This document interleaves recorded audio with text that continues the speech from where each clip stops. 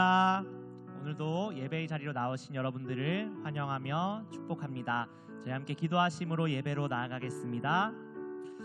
우리 삶에 가장 온전하시고 가장 좋은 목자 되신 주님을 우리가 오늘도 따라가기를 원합니다. 주님께서 우리의 삶을 가장 완전하게 이끌어 가시는 줄 믿습니다.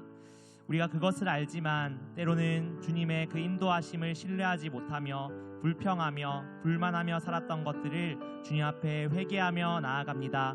그러나 다시 한번 우리가 오늘 결단하며 주님의 그 인도하심에 따라 나아가길 원하오니 주님, 오늘도 우리의 삶을 인도하여 주시옵소서. 우리가 불신의 눈이 아니라 믿음의 눈을 뜨고 주님을 바라보며 나아가는 모든 주님의 자녀들 되게 하여 주시옵소서. 오늘도 그렇게 하실 주님을 찬양합니다. 감사드리며 예수 그리스도의 이름으로 기도드립니다. 아멘.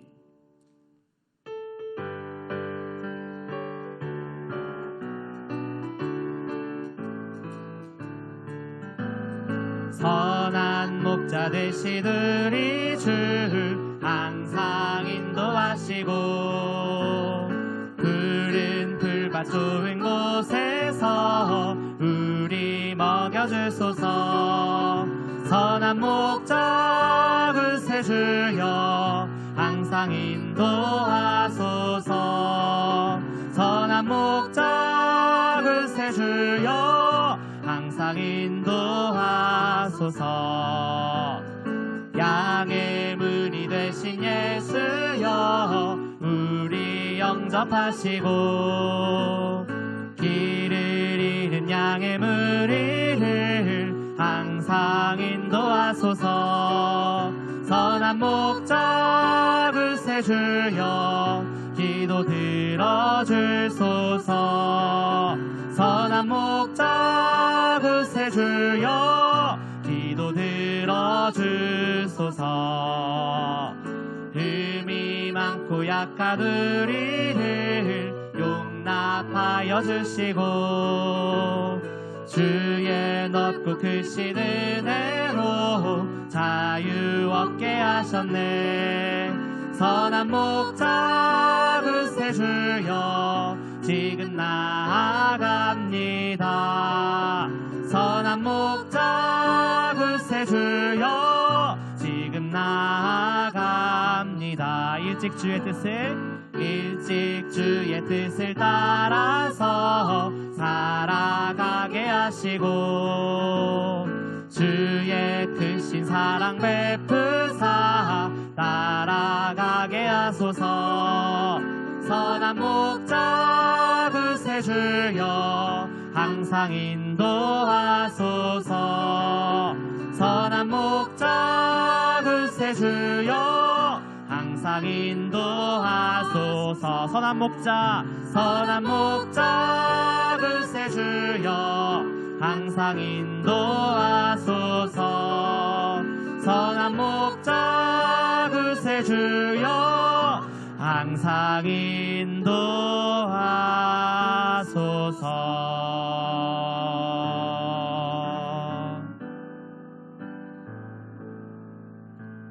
고단한 인생길 힘겨운 오늘도 예수 내 마음 아시네.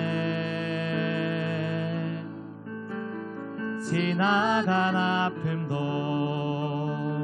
마주할 세상도 예수 내 마음 아시네. 하루를 살아도 기쁨으로 가리 예수 늘 함께 하시네. 후회도 염려도 온전히 맡기리 예수 늘 함께 하시네. 믿음의 눈 들어 주를 보리. 이 또한 지나가리라. 주어진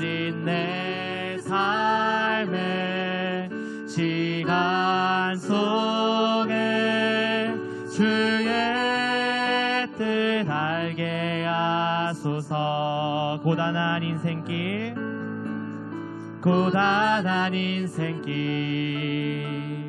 힘겨운 오늘도 예수 내 마음 아시네. 지나간 아픔도 마주할 세상도 예수 내 마음 아시네. 하루를 살아도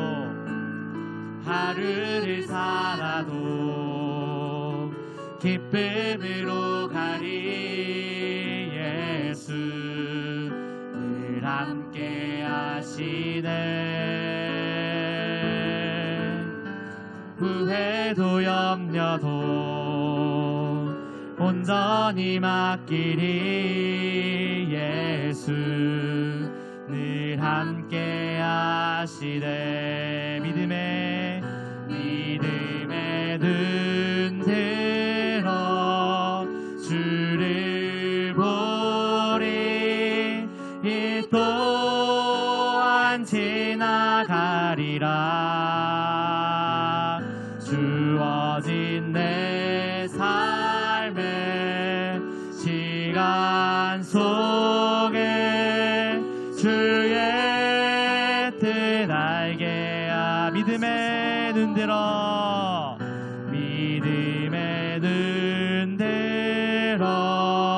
주를 보리.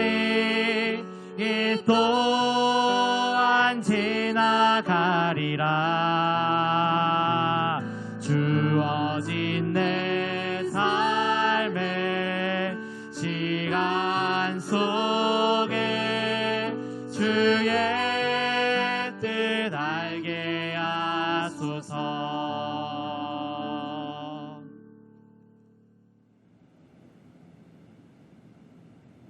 할렐루야. 우리 하나님의 은혜와 평강이 우리 성도님들 삶 가운데 날마다 가득하시기를 주님의 이름으로 축원합니다. 이번 주간은 성탄 주간입니다. 우리가 성탄절을 맞이하면서 이 땅 가운데 오신 예수님, 또한 이 땅 가운데 오신 하나님의 아들이신 그 예수 그리스도를 바라보며 그것에 감사하고 또한 그 기쁨을 누리는 것이 너무나 중요하죠. 오늘 말씀 가운데 보면은 예수님은 신약 성경에 등장하십니다.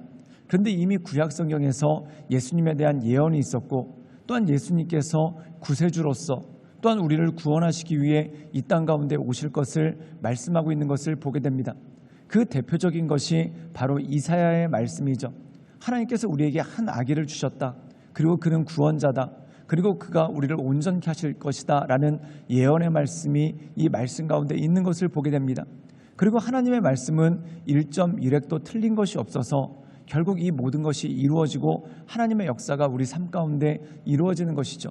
사랑하는 여러분, 하나님의 말씀은 그렇습니다. 우리의 삶을 통해 역사하시고 또한 우리의 삶을 통해 하나님의 인도하심이 날마다 나타나게 되는 것을 보게 되죠. 그러므로 우리가 날마다 하나님을 기억하며 우리에게 주신 그 말씀대로 하나님의 인도하심 가운데 승리하며 나가시는 우리 모든 성도들 되시기를 주님의 이름으로 축원합니다. 이사야 9장 1절에서 7절 말씀입니다.